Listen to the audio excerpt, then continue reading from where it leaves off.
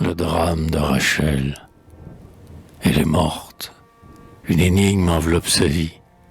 Oublieuse de gloire et d'or inassouvi, morte en sa puberté. Et qu'un jour l'avenir l'accuse ou la défende, cette mort, cette vie est comme une légende pour la postérité. Il semblait qu'un vertige eût entraîné sa pente. Un cœur d'homme animait cette frêle charpente, faite comme un oiseau. Son public la suivait comme un dogue à la chaîne. Et lui, son regard, ployait le front d'un chêne. Elle, mince roseau. Jeune fille, d'un souffle, elle émouvait le globe. Elle est morte. Elle enterre en un pli de sa robe les élans des grands jours. Dieu nous avait donné cette dernière étoile, et le poète pleure, emporté dans son voile. Le beau, l'art, ses amours. Rachel vivait encore, qu'elle était déjà morte. Le lucre était venu lui semer sur sa porte ses lourds et tristes fruits. L'ange était retourné dans les régions hautes. La muse avait dit « Meurs, et jusque dans tes fautes, remue, étonne, instruis. »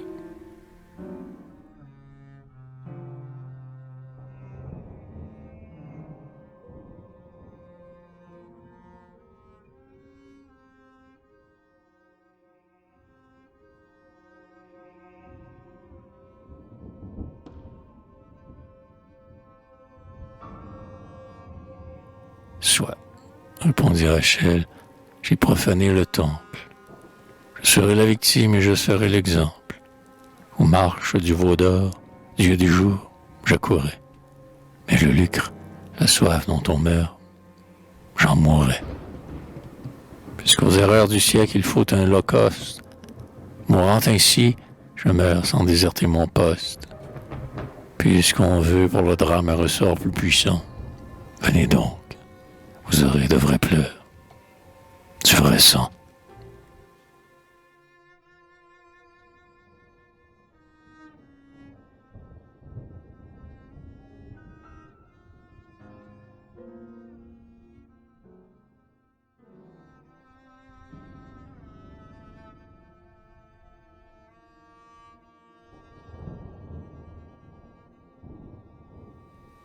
Mais l'homme, au labour et sur la glèbe, du vrai Dieu cueillait les moissons.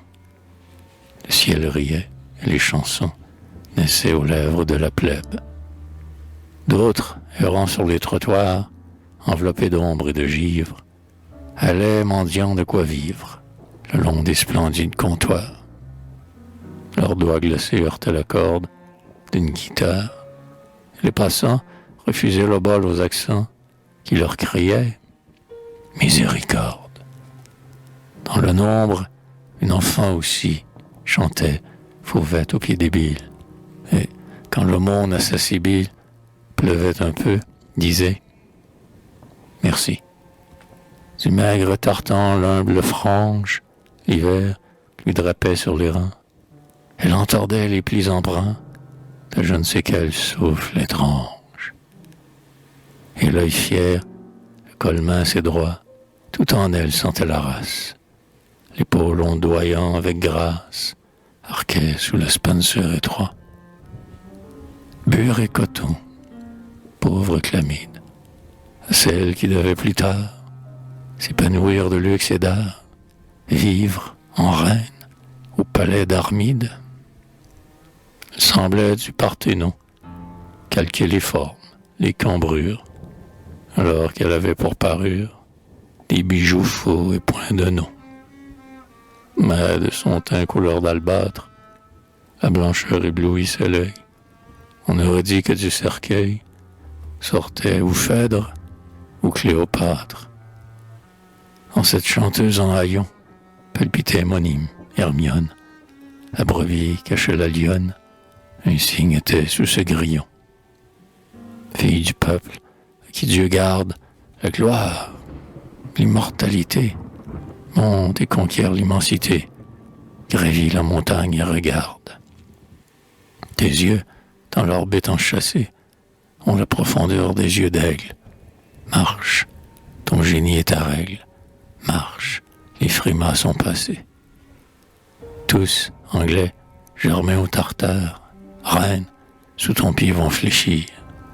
Le monde est là pour t'enrichir. Prends ta sibylle et ta guitare.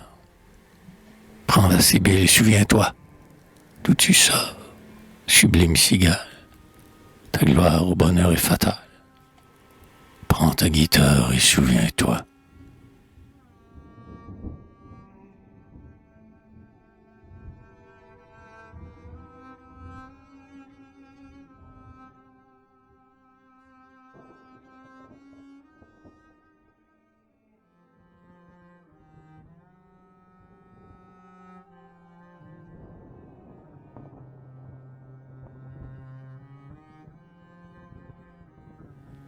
À chacun son drapeau, son exergue et sa forme. Je veux que l'art se meuve et vive, non qu'il dorme. Mais quand Rachel parut, de l'art et du génie on y est la merveille. Peuple, je viens, dit-elle, et je te rends Corneille. Et le peuple accourut. La muse antique se réveille dans une sève de printemps. Ce fut la maison de Corneille, ouverte au siècle à deux battants. Ce fut le Cid, ce fut Chimène, la pompe espagnole et romaine, la grande fête où l'âme humaine reprenait son vol et ses droits. Ce fut Polyeucte et Pauline, ce fut sur la haute colline l'essor de vent qui tout s'incline, et Dieu de la terre et les rois. Ce fut Rachel, gloire et prestige, mais sans péril qui peut grandir. Sur la cime, elle eut le vertige. L'or, elle vit l'or resplendir. Esmeralda, songe à ta chèvre. Un frisson lui crispait la lèvre. Et quand au travers de sa fièvre venait briller l'âpre métal, lumière blafarde et jaunie, au seuil même de l'agonie, ce rayon troublait son génie. Elle était morte à l'idéal.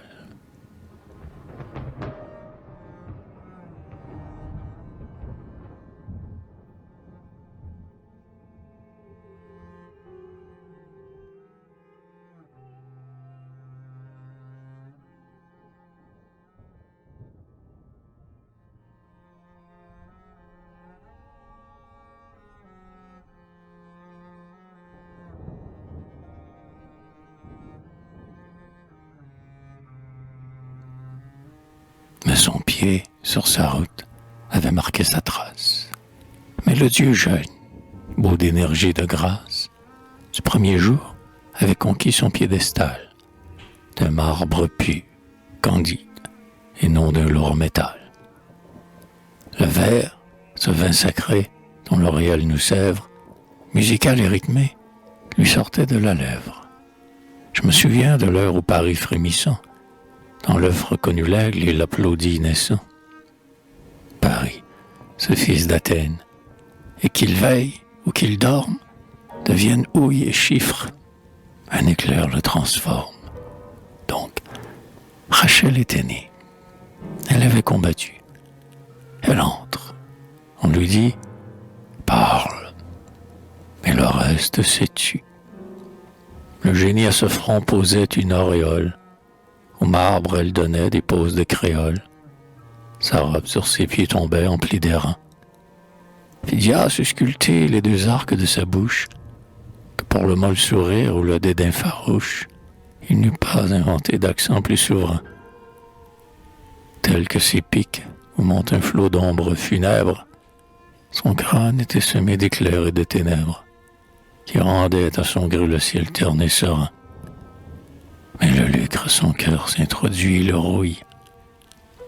Puisque tu veux de l'or, vends-lui cher ta dépouille, Rachel. Il faut le drame implacable et vivant. Marche, il faut de vrais pleurs et du vrai sang au monde.